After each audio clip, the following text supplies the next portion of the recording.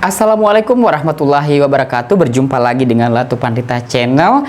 Saya sangat senang sekali bertemu dengan para pemirsa sekalian atau dimanapun Anda berada, karena pada hari ini adalah konten yang sudah cukup lama saya tidak lakukan. Saya sangat senang kemudian memberikan sharing-sharing ke depannya, karena channel ini sebetulnya itu Latu Pandita, kalau dalam bahasa Bugis itu artinya yang mengedukasi, yang pintar dan segala macam. Saya berharap sih channel ini betul-betul adalah channel yang kalian butuhkan, seperti itu, relate dengan kehidupan kalian sehari-hari.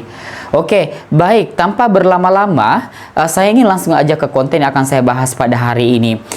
Karena memang mulai minggu depan saya akan memberikan konten-konten tentang beasiswa, jadi kalian pasti tidak sabar menunggu beasiswa apa aja yang Latu Pandita akan share. Sebetulnya mungkin kalian sering mendengar misalnya Fulbright, AS, dan beasiswa-beasiswa seperti Jepang misalnya, Max. Tapi beasiswa-beasiswa yang kemudian jarang sekali untuk diketahui orang lain nanti akan saya share, dan itu biasanya hanya berjalan sekitar misalnya 2 minggu, 1 bulan, segala macam, dan saya berusaha untuk update itu supaya kalian bisa reach, karena tidak semua orang misalnya menemukan informasi tersebut. Kebetulan saya memiliki channel, memiliki YouTube ini, dan kemudian memiliki jaringan-jaringan di luar sana, karena kebetulan saya punya pengalaman tersebut. Namun pasti kalian kaget karena pada hari ini sejak sekian lama saya tidak pernah membuat video. Jadi pada hari ini saya betul-betul ingin menyampaikan hal baik kepada kalian semua. Tapi sebelum itu saya ingin menyarankan bahwa pertama-tama sebelum kita menjadi pejuang beasiswa, karena kan topik pada hari ini akan saya bahas adalah tentang perjuangan mencari beasiswa. Hal terpenting yang memang kita harus miliki adalah keinginan yang kuat kemudian untuk misalnya mencari beasiswa tersebut, baik itu dalam negeri maupun di luar negeri. Karena sebetulnya kalau kita berjuang itu pasti akan ada hasilnya. Ada banyak faktor yang mempengaruhi, terkadang kita misalnya tidak mengambil kesempatan atau bahkan sama sekali tidak melirik untuk mencari beasiswa, hingga jatuhlah kita pada pikiran, oh ya udah kita menggunakan uang kita untuk kemudian kuliah. Saya rasa hal ini tidak disarankan, karena sebetulnya semua orang itu memiliki kesempatan yang sama, hanya perlu untuk berusaha aja. Seperti yang saya lakukan, saya tahu saya bukanlah yang bahasa Inggrisnya paling bagus, saya bukan orang juga yang kemudian memiliki track record dalam bidang riset atau pengabdian dan sebagainya yang cukup tinggi, tapi saya percaya dan yakin bahwa apa yang saya lakukan di S1 itu tentunya saya layak untuk mendapatkan beasiswa tersebut, meskipun saat ini saya juga masih berjuang PhD. Jadi kalian yang lagi berjuang mencari beasiswa, khususnya PhD ke luar negeri, kita mungkin relate ya, bahwasanya itu bukanlah hal yang gampang. Mulai dari kita mempersiapkan pertama dulu kayak negara apa nih, jurusan apa, menghubungi profesornya, bagaimana kita, karena setiap negara itu memiliki kebiasaannya masing-masing gitu ya, cara kita nge-approach atau melakukan pendekatan. Ini satu hal yang pengen saya share juga, tentang misalnya kita sebagai orang Indonesia kemudian berperilaku seperti apa di luar negeri. Saya merasa bahwa pengalaman saya 2 kali di Eropa itu memberikan cukup banyak signifikansi perbedaan dari sisi karakter dan sebagainya. Saya lebih bisa melihat masalah itu sebagai sebuah bentuk hal yang positif. Itu adalah ujian, itu adalah hal yang challenging, karena saya percaya di luar negeri sana pun juga sebetulnya banyak masalah. Saya juga mengalami banyak masalah selama menempuh master, bahkan saya juga sempat gagal begitu ya dalam studi saya, tapi itu tidak memberikan saya semacam keinginan untuk kemudian berhenti dan segala macam, karena saya rasa selagi kita ingin berbuat baik, kita jangan pernah untuk menghentikan hal tersebut, karena hal baik itu akan selalu terpancar ya, menjadi semacam inner beauty atau inner handsome bagi seseorang yang akan memperbaiki kehidupan mereka. Karena ingat, sesungguhnya kita punya purpose atau tujuan di muka bumi ini gitu ya. Bagi kalian yang kemudian berkecimpung kenapa kemudian harus keluar negeri, sebenarnya simple. Kita ingin memperbaiki taraf kehidupan kita, kita juga ingin memperluas spektrum pergaulan kita gitu loh, karena kalau hanya kita misalnya di Indonesia saja, tentu itu misalnya terbatas begitu. Banyak juga yang komen, banyak kok universitas di Indonesia lebih baik daripada di luar negeri. Namun ada hal-hal lain yang kemudian kita bisa dapatkan selain daripada itu. Contohnya misalnya kalau di luar negeri itu setidaknya kita mendapatkan exposure bahasa gitu ya. Exposure bahasa ini tentu akan memperbaiki bahasa Inggris kita, atau bahasa Korea kalau misalnya di Korea, bahasa Jepang kalau misalnya di Jepang. Nah, hal-hal demikian itu tentu saja kita mungkin kita tidak dapatkan kalau di Indonesia. Nah, ketika kita berbicara juga masalah bahasa dan segala macam, tentu ya satu hal yang sangat saya sarankan adalah kita harus memperbaiki bahasa Inggris kita sebelum kita benar-benar terjun ke dunia per-scholarshipan ya, atau perbeasiswaan. Karena saya sendiri mengalami hal tersebut. Saya juga bukan orang yang bahasa Inggrisnya bagus-bagus banget. Saya yakin dan percaya bahwa ada alasan kenapa saya tidak terlalu fokus ke arah situ, karena memang saya berasal dari bidang sains. Tapi ternyata memiliki IELTS yang tinggi itu memang tidak menjamin sebetulnya untuk kita misalnya can speak English, atau kemudian kita dengan mudahnya bergaul dengan dunia internasional. Namun yang perlu kita tingkatkan itu adalah kemampuan kita berinteraksi dengan orang lain. Salah satunya adalah kecerdasan emotional question ya, emotional question, di mana kita kemudian likable, lovable, dan segala macam. Karena terkadang itu juga memang muncul konflik ya, karena perbedaan budaya. Misalnya kita ketemu dengan negara tertentu, kita sebagai orang Indonesia mungkin menganggap ini mohon maaf kayak immoral atau kayak tidak sopan, sementara mereka menganggap sopan. Nah, hal-hal seperti itu harus dipelajari. Jadi bukan serta-merta semangat mau ke luar negeri misalnya lalu kita udah lupain aja, nggak perlulah kita terlalu mempertimbangkan hal tersebut, karena pada akhirnya itu kita kalau udah lulus ya udah lulus aja gitu ya, karena kita mau cuma belajar di sana. Ingat ya bahwa kita pergi ke negara orang, yang artinya kita harus mengetahui dengan pasti apa yang akan kita hadapi ke depannya. Tentunya kita harus riset dulu tuh ya. Jadi itu tadi hal yang bisa dipersiapkan. Selain bahasa, kita juga harus riset keadaan negara tersebut. Kalau saya sih biasanya saya memikirkan negara tertentu, terutama negara-negara yang belum pernah saya injak itu saya akan lebih prepare. Misalnya sebelum saya ke negara tersebut, saya baca misalnya ada tempat-tempat apa aja di situ, kemudian orang-orangnya kayak gimana,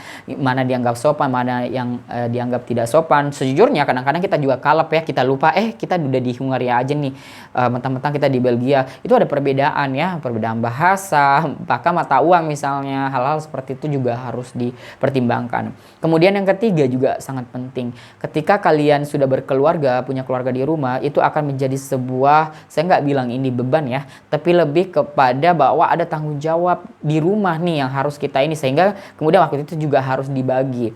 Berdasarkan pengalaman saya dulu, karena memang saya berkeluarga, itu agak susah memang ya, kita harus membuat pasangan kita orang yang support systemnya itu bagus gitu. Biasanya pasangannya akan lebih memahami, bilang misalnya kapan kita sibuk, kapan kita misalnya punya waktu, dan memang harus di awal itu udah disepakati aja. Karena hal-hal demikian itu akan mempengaruhi misalnya tingkat endurance dan tingkat resilience kita ketika di luar negeri. Karena ingat ya teman-teman ya, ketika kita berjuang untuk mencari beasiswa, ini kita tidak hanya membawa diri kita secara fisik, tapi juga kita membawa juga negara kita, nama baik bangsa Indonesia. Misalnya meskipun ya misalnya beasiswa yang teman-teman dapatkan itu adalah beasiswa yang memang dibiayai oleh negara tersebut, tidak berarti bahwa kita saya tidak pakai uang negara, so it's okay. Buat kita menjadi orang yang keren gitu ya. Orang yang keren itu ketika dia mau yang dikasih beasiswa misalnya adalah negara tersebut yang dia tuju atau negaranya sendiri, itu sama aja, karena ini persoalan masalah membawa nama baik seperti itu ya. Paling minimal itu adalah membawa nama baik diri kita sendiri. Satu hal juga, ini sebenarnya sesuatu yang yang tidak saya lakukan pada saat saya berkuliah di luar negeri, adalah melakukan push to the limit ketimbang kemudian shock dengan apa yang terjadi. Jujur waktu studi saya yang pertama, yang pada akhirnya sebetulnya itu nggak cukup berhasil gitu ya, saya benar-benar merasa memiliki kendala dari sisi bahasa. Nah, yang beasiswa yang kedua saya tidak merasa memiliki kendala bahasa, namun saya mengalami kendala dari sisi kesiapan mental menghadapi misalnya ujian yang berbeda, tekanannya segala macam, sehingga ada beberapa nilai saya itu tidak cukup memuaskan seperti itu ya, dan saya menyesali hal tersebut. Nah, hal yang kita bisa tingkatkan ketika misalnya kita di luar negeri, sehingga kemudian kita tidak mencapai pada taraf, karena jujur mohon maaf ya, di Indonesia itu bukannya saya bilang gampang untuk mendapatkan IPK 4, IPK segala macam, tapi di luar negeri itu luar biasa. Saya juga melihat proses perkuliahannya itu sangat-sangat ketat ya, ujiannya juga sangat, kalau orang bilang sih killer banget ya. Artinya itu adalah budaya yang berbeda, dan paling kaget saya menghadapi kondisi di mana kita ujian itu misalnya menggunakan tulisan tangan yang mana kita nggak terbiasa lagi. Terakhir itu misalnya kita SMA atau kuliah mungkin. Nah, ketika kita udah bekerja segala macam, kita kan udah dunia digital ya, dan sekelas misalnya Gen University itu masih menggunakan kertas ujian seperti itu, dan kita harus menulis. Nah, ada aja kita tuh nggak cuman kayak mempersiapkan secara mental, tapi juga mempersiapkan tangan kita terlatih untuk menulis, sama kayak IELTS misalnya. Kita Kita mungkin memiliki banyak ide gitu yang kita mau tuangkan, tapi pada akhirnya akan menjadi sangat susah karena kita nggak terbiasa, kita nggak latihan seperti semuanya sebenarnya rehearsal. Ini sedikit ada pengalaman teman saya itu ada yang akhirnya lulus terbaik dari Philippines ya.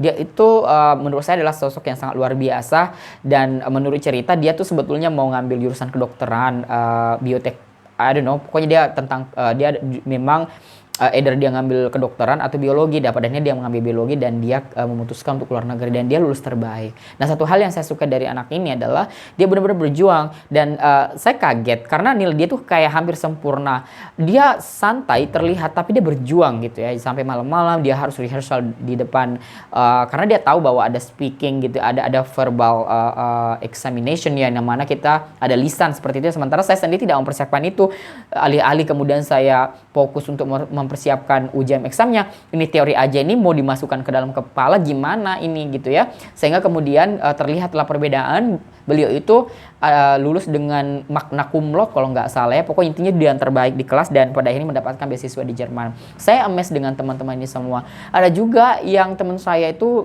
dari Kamboja, dia sebetulnya tidak, saya bilangnya saya nggak bisa mengukur kepintaran seseorang, tapi di awal itu dia terlihat sangat kurang ya, terlihat sangat kurang. Tapi pada perjalanan dia mempelajari 3 semester ke depannya itu selalu terjadi progres dan bahkan dia menyadari bahwa proyeknya harus bagus sehingga kemudian peluang PhD-nya dia langsung keterima juga bersamaan dengan yang Philippine Tani. Nah, apa yang coba saya sampaikan di sini adalah bahwa beasiswa ke luar negeri itu bukan enak-enaknya aja yang kita pikirkan, bukan jalan-jalannya, bukan banyaknya beasiswanya, tapi banyak hal yang harus kita pertimbangkan, harus prepare, bahkan kita banyak membaca. Kemudian kita bersiap untuk menerima perbedaan budaya karena perbedaan itu nanti bisa menghasilkan konflik kalau misalnya kita tidak berusaha untuk memahami satu sama lain. Karena memahami satu sama lain itu adalah proses kita untuk kemudian berdamai dengan diri sendiri, berdamai dengan orang lain. Kalau ditanya Pak Aksan pernah ini nggak ada problem di luar negeri? Jelas saya ada problem. Jangankan dengan orang luar negeri, dengan dalam negeri aja saya ada problem gitu. Maksudnya sama orang Indonesia gitu. Tapi karena kesalahpahaman, karena tekanan kita berbeda, saya menyadari hal tersebut dan itu sangat-sangat mempengaruhi mental kita. Ibaratnya gini nih, kita ada masalah di Indonesia, kita masih punya keluarga. Karena kalau misalnya di luar negeri itu nggak punya keluarga, ya itu akan jadi sebuah masalah besar ya, karena itu akan menggiring kita ke depresi. Masih mending kalau minor, kalau misalnya dia mayor itu bisa benar-benar berobat jalan itu, karena ada yang seperti itu. Tapi ya ditanya apakah berhasil, ya berhasil pada akhirnya, dia sembuh, dia lulus tetap segala macam karena mental illness itu di luar negeri itu sudah dianggap biasa ya. Jadi salah satu hal juga ya, karena ini sudah era digital. Ketika ada orang dibully, ketika ada orang comparing themselves, yang membandingkan di Instagram kok dia sukses banget segala macam, itu sesimpel itu bisa menyebabkan kita ada gangguan mental, seperti karena kita membandingkan diri kita, sementara kita tuh menghabiskan banyak waktu untuk mengamati perkembangan orang lain dan kita tidak jalan kemana-mana. So itu mungkin ini agak sedikit random ya, tapi next time saya akan membuat video yang lebih struktur karena memang ini saya udah lama nggak coba karena ini udah nggak seperti teman-teman lihat. Ini cukup polos kayak gini aja. Saya rasa ini adalah video yang insya Allah akan bermanfaat bagi teman-teman semua dan semoga ini bisa dijadikan sebagai pelajaran ya, karena kedepannya saya akan selain share tentang beasiswa, saya akan men-share semua pengalaman saya, apa-apa mungkin yang sifatnya juga lebih ke personal ya, personal bahwa apa yang saya hadapi sebagai orang Indonesia dan kenapa itu terjadi dan bagaimana saya mengatasi hal tersebut. So terima kasih Latopan, gimana saya memanggil kalian ya.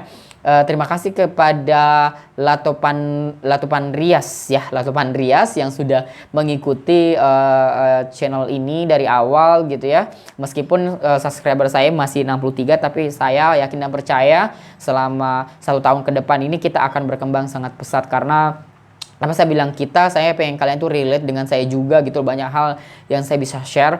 Dan jika ada salah-salah kata misalnya dari saya segala macam, kalian bisa komen di bawah ya, untuk misalnya ada suaranya yang kurang jelas, terlalu cepat ngomong misalnya, nanti saya akan pelan-pelan akan rubah. Oke, terima kasih, sampai berjumpa di pertemuan selanjutnya. Kayak kuliah aja enggak, di video selanjutnya.